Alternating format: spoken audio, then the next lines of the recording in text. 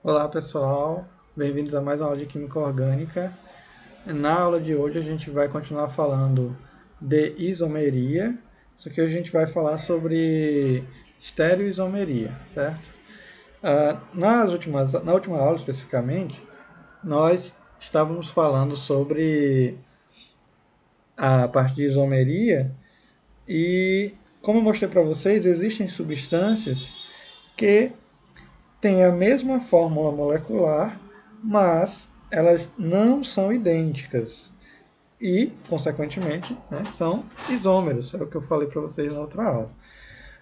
Os isômeros, como eu mostrei, eles se dividem em duas classes. Isômeros de constituição, que são todas aquelas classes que a gente viu, isômeros de posição, de função,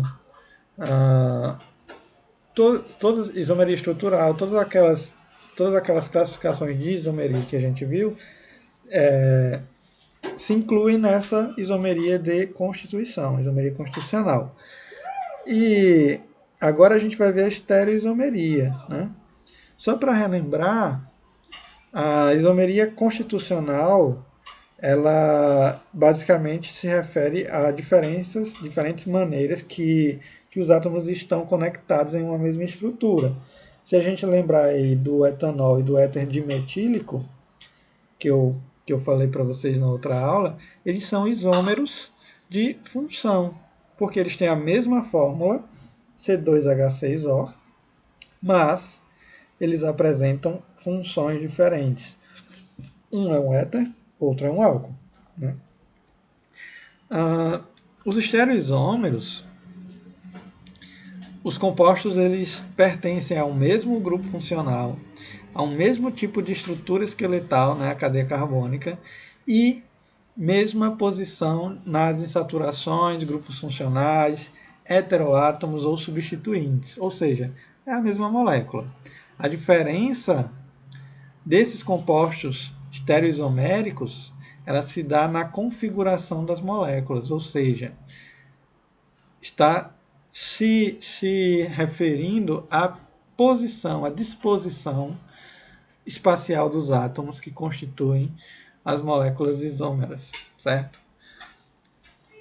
Como que é isso? Como que isso funciona? Ao longo dessa aula eu vou mostrar para vocês como que a gente pode identificar estruturas isoméricas, estereoisoméricas, certo? Estruturas que apresentam essa disposição espacial diferente, certo? Então, os estereoisômeros eles se dividem em duas partes. Então, a gente estudou essa primeira isomeria ali, e agora a gente vai estudar a estereoisomeria, que se divide em dois. São os diastereoisômeros. Eles são os compostos que não são imagem especular um do outro, não são imagens no espelho. Né? E os enantiômeros, que é quando eles são imagem especular um do outro. Esse daqui, esses diastereoisômeros, são quando você coloca um sobre o outro e você não sobrepõe essas estruturas. Né? E os enantiômeros são quando eles são imagens um do outro no espelho. Então aqui tem um esqueminha que mostra essa divisão aí que eu mostrei para vocês. Então nós temos a isomeria, se divide aqui em isomeria constitucional, que é isomeria de posição, isomeria de função, todas aquelas isomerias que a gente estudou na outra aula, elas se englobam aqui nesse ramo aqui. E aí nós temos a estereoisomeria, que aí eu posso ter os isômeros conformacionais, que a gente vai ver depois o que é isso, né? Só para ter uma ideia mais ou menos desse tipo aqui, né? Posições dos átomos no espaço. E nós temos a isomeria de configuração óptica, né? Isomeria óptica. Que aí eu posso ter enantiômeros ou diastereoisômeros, certo?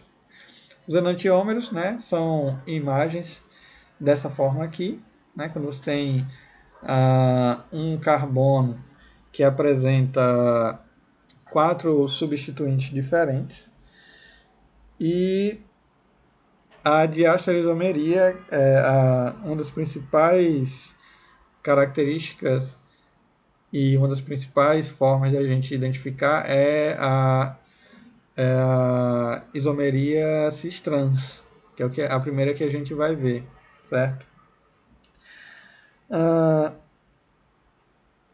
Ao contrário dos átomos nos isômeros constitucionais, os átomos em estereoisômeros são conectados da mesma maneira. Estereoisômeros, eles são chamados de isômeros configuracionais também, né? E há dois tipos, o cis-trans e os isômeros que contêm centros quirais. Os isômeros que contêm centros quirais são esses daqui, e esses daqui são os isômeros cis-trans. Então, para a gente entender a estereoisomeria, é necessário primeiro entender a rotação que ocorre em torno das ligações simples entre carbonos, certo? Que é justamente essa parte aqui de isomeria conformacional. Então, nesses isômeros conformacionais, eles diferem pelo fato do arranjo atômico ser diferente, ser gerado por alguma rotação em torno da ligação simples. Então, aqui eu tenho a figura que mostra o metano, né? O hidrocarboneto mais simples, e a gente pode ver aqui os ângulos de ligação, a estrutura carbono-hidrogênio e tudo mais. Quando a gente vai falar de conformação, a gente precisa ter pelo menos 2 carbonos para a gente trabalhar aí com essa estrutura conformacional. Então, a molécula mais simples que a gente poderia trabalhar seria o etano, né? Ocorre no etano a rotação em torno da ligação simples, fazendo com que a molécula apresente duas conformações: conformação estrela ou conformação eclipse. E existem infinitas outras conformações intermediárias, né, que são as oblíquas. Essas determinações, essas estruturas, essas conformações e o entendimento de todas essas características desse tipo de isômeros foram projetadas e desenvolvidas por o Melvin Newman. Tanto é que elas são chamadas de projeções de Newman, né? Ele foi um químico norte-americano que desenvolveu um método de representação que é esse aqui, as projeções de Newman, certo? Essas projeções, veja, imagine que você tenha o etano. Deixa eu só mostrar aqui numa outra estrutura para vocês. Espera aí, só um minutinho. Então, vê só. Digamos que eu represente aqui o etano, que é o que eu estava falando, né? Tem 2 carbonos. Deixa eu colocar aqui para ficar mais fácil de enxergar.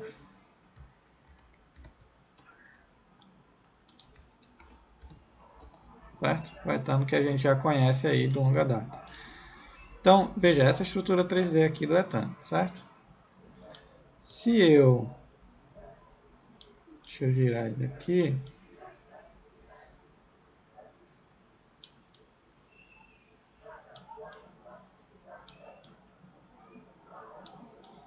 Veja só. Se eu colocar o etano assim, ó, nessa configuração, eu vou ter isso aqui, ó. Configuração que a gente chama de estrela, certo? Por quê? Porque os átomos estão em posições opostas, ó. Esse aqui, veja,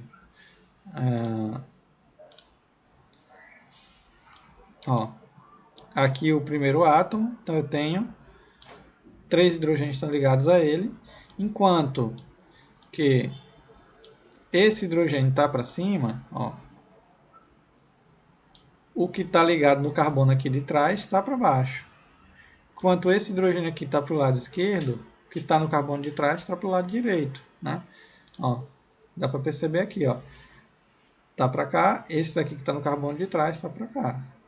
Então eles estão em posições contrárias, certo? Como a gente pode ver aqui, ó, da mesma forma que eu coloquei na ligação naquele outro programinha.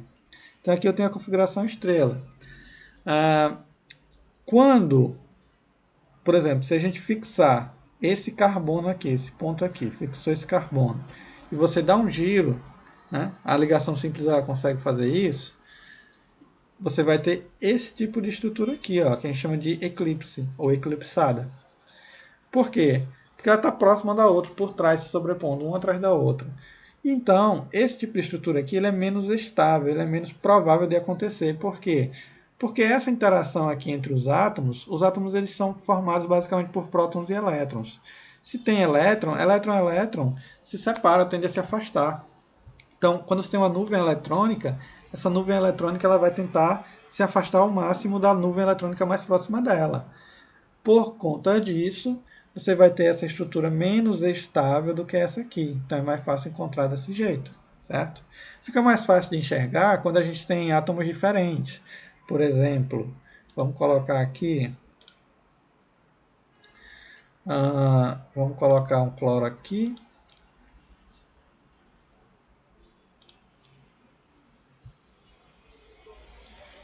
CH3, Cl. E vamos colocar um cloro aqui também. CH3 não, CH2Cl. E vamos colocar aqui também um átomo de um átomo de cloro. Então, CH2Cl. Então veja só o que é que eu fiz aqui.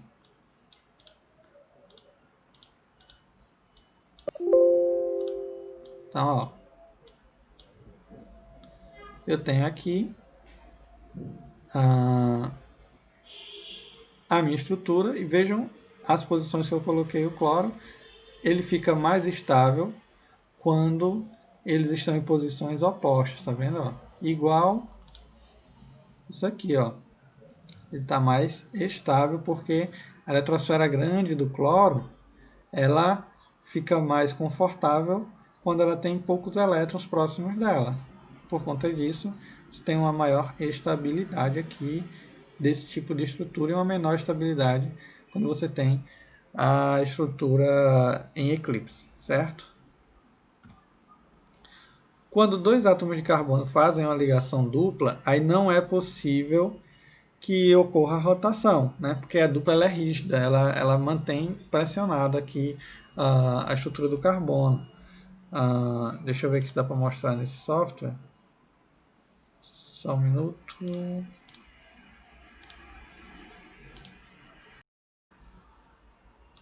Então aqui, por exemplo, deixa eu colocar esse...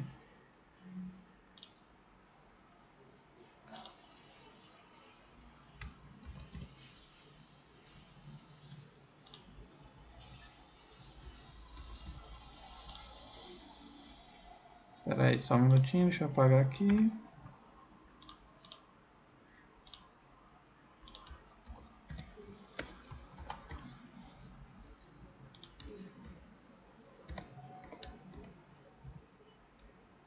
Então veja.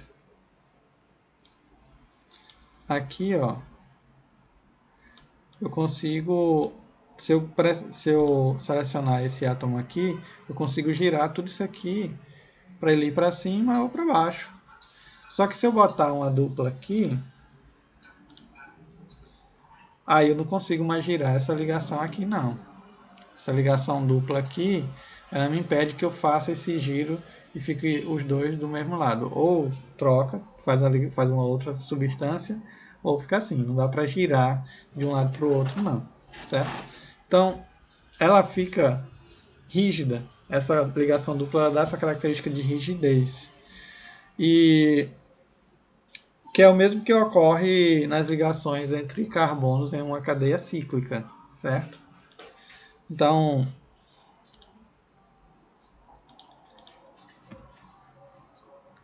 na química orgânica, a isomeria geométrica ela aparece com frequência em compostos que apresentam duplas ligações entre os átomos de carbono. Nos compostos de ligação simples, essa isomeria não é possível. Então, veja só, aqui existe essa rotação possível e aí eu posso formar conformações diferentes. Já quando eu tenho ligações duplas, eu não consigo fazer essa mudança conformacional aí, esse giro entre as estruturas, ok? Então, vamos pausar com essa aula por aqui. A gente volta depois para falar um pouco mais sobre essa parte de isomeria geométrica e falar da parte de compostos cis e trans, ok? Então agora a gente pausa aqui.